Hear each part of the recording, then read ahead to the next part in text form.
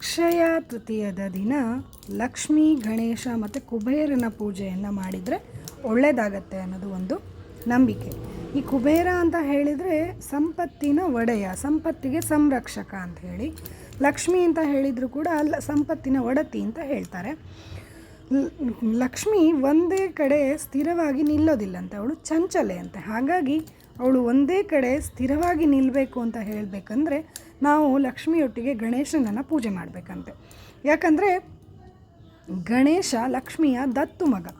So Lakshmi ಗಣೇಶನಿಗೆ ಒಂದು ವರವನ್ನು ಕೊಟ್ಟಿರ್ತಾಳೆ.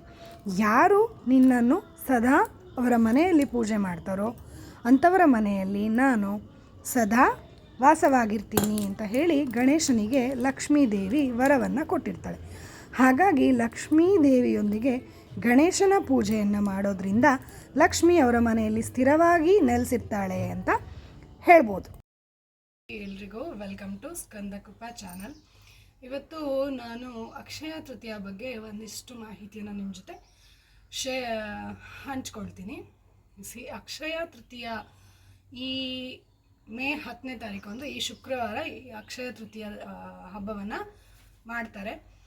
ಸೊ ಅಕ್ಷಯ ಅಂತ ಹೇಳಿದ್ರೆ ಯಾವತ್ತಿಗೂ ಮುಗಿಯದೇ ಇರುವಂಥದ್ದು ಅಂತ ಹೇಳಿ, ತೃತೀಯ ಅಂತ ಹೇಳಿದ್ರೆ 3ನೇ ದಿನ.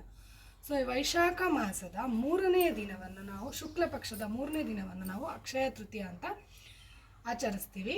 ಸೊ ಈ ಅಕ್ಷಯ ತೃತೀಯ ದಿನ ಯಾವುದೇ ಕೆಲಸ ಕಾರ್ಯಗಳನ್ನು ಮಾಡಿದರೂ ಅದರಿಂದ ಒಳ್ಳೆಯದಾಗತ್ತೆ ಅಥವಾ ಶುಭ ಆಗತ್ತೆ ಅಂತ ಹೇಳಿ ಒಂದು ನಂಬಿಕೆ ಇದೆ. ಹಾಗಾಗಿ ಅಕ್ಷಯ ತೃತೀಯ ದಿನ ಸಾಮಾನ್ಯವಾಗಿ ಚಿನ್ನವನ್ನು ಖರೀದಿ ಮಾಡ್ತಾರೆ. ಹಾಗೆಯೇ ಸೈಟ್ಗಳನ್ನ ಅಥವಾ ಯಾವುದಾದ್ರೂ ಒಂದು ವ್ಯಾಪಾರವನ್ನು ಶುರು ಮಾಡೋದಿದ್ರೆ ವ್ಯಾಪಾರವನ್ನು ಆ ದಿನ ಪ್ರಾರಂಭಿಸ್ತಾರೆ. ಹಾಗೆ ಜಾಗಗಳನ್ನ, ಸೈಟ್ಗಳನ್ನ ತಗೊಳ್ತಾರೆ. ಮತ್ತು ಯಾವುದ್ರಲ್ಲಾದರೂ ಹೂಡಿಕೆಯನ್ನು ಮಾಡೋದಿದ್ರೆ ಅದರಲ್ಲೂ ಕೂಡ ಈ ದಿನ ಹೂಡಿಕೆ ಮಾಡಿದರೆ ಒಳ್ಳೆಯದಾಗತ್ತೆ ಅನ್ನೋ ಹೇಳೋ ನಂಬಿಕೆ ಇದೆ. ಹಾಗಾಗಿ ಈ ಅಕ್ಷಯ ತೃತೀಯ ದಿನ ದಾನ ಧರ್ಮಗಳನ್ನು ಮಾಡಬೇಕಂತೆ. ಸೊ ದಾನ ಮಾಡೋದಾದರೆ ನೀರು ತುಂಬಿದ ಮಡಿಕೆ, ಬಾರ್ಲಿ ಮತ್ತು ಗಂಧವನ್ನು ವಿಷ್ಣುವಿಗೆ ಕೊಡಬೇಕಂತೆ. ಸೊ ಹೀಗೆ ಮಾಡೋದ್ರಿಂದನೂ ಕೂಡ ಒಳ್ಳೆಯದಾಗತ್ತೆ ಅನ್ನೋ ಒಂದು ನಂಬಿಕೆ ಇದೆ. ಈ ಅಕ್ಷಯ ತೃತೀಯ ದಿನ ಉಪವಾಸವನ್ನು ಕೂಡ ಮಾಡ್ತಾರೆ. ಅಂದರೆ ಜೈನ ಧರ್ಮದವರು ಕೂಡ ಈ ಹಬ್ಬವನ್ನು ಆಚರಿಸ್ತಾರೆ. ಸೊ ಹಾಗಾಗಿ ಅವರು ಈ ಹಬ್ಬದ ದಿನ ಉಪವಾಸ ವ್ರತವನ್ನು ಮಾಡ್ತಾರೆ.